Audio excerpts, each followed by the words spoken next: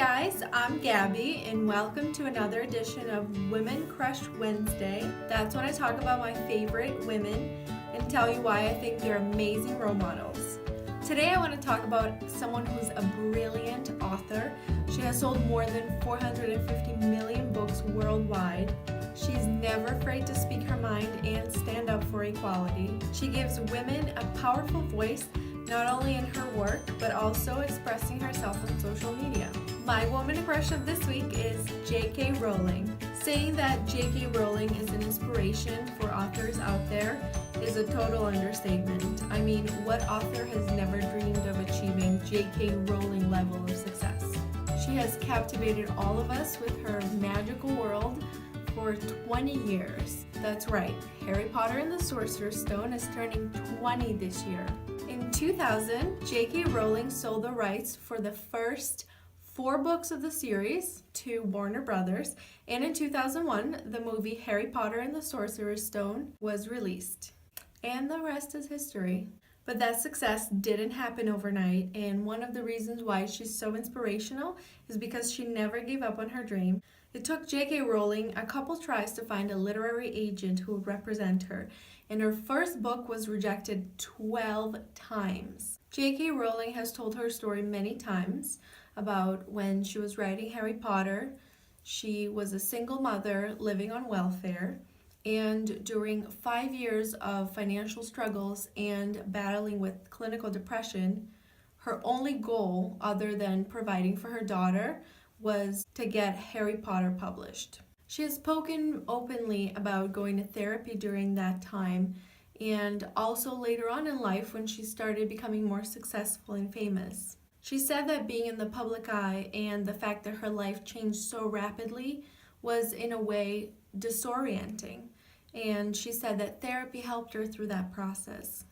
Although she was first diagnosed with clinical depression during a time in her life when her circumstances weren't the best, I think it's important to note that even as she became successful and went through changes in her life that could be considered positive, she still felt like therapy could help her deal with all the changes that were going on. That is very common for people who suffer from clinical depression.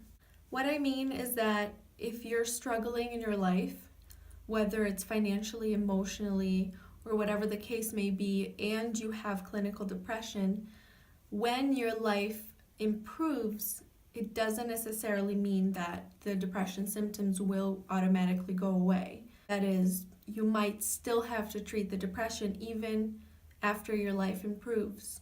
Unfortunately, that's a big part of clinical depression, and a lot of people still have to treat it even if they are out of that particularly hard time that they were going through initially. It's very common, so if you've ever experienced something like that where you were depressed when things weren't going well, but then your life changed for the better and you still find yourself depressed, just know that that's very common and it's not your fault. I think that's one of the main things that differentiates clinical depression from just feeling down. It's not just about feeling down. If you have depression, it's something that's deeper than that, and treatment is really helpful. I absolutely love J.K. Rowling for being so honest about that part of her life. I also heard that she wrote The Dementors based on symptoms of depression, which is very accurate and powerful, but if you really think about it, it's really scary. Another reason why I love J.K. Rowling is because she's a true feminist. She has created one of the strongest and smartest characters in literature, who also happens to be a girl, Miss Hermione Granger. And she has repeatedly defended not only her female characters, but also women in general, especially on social media. I'm serious, if you don't follow her on Twitter, go follow her right now. You won't regret it.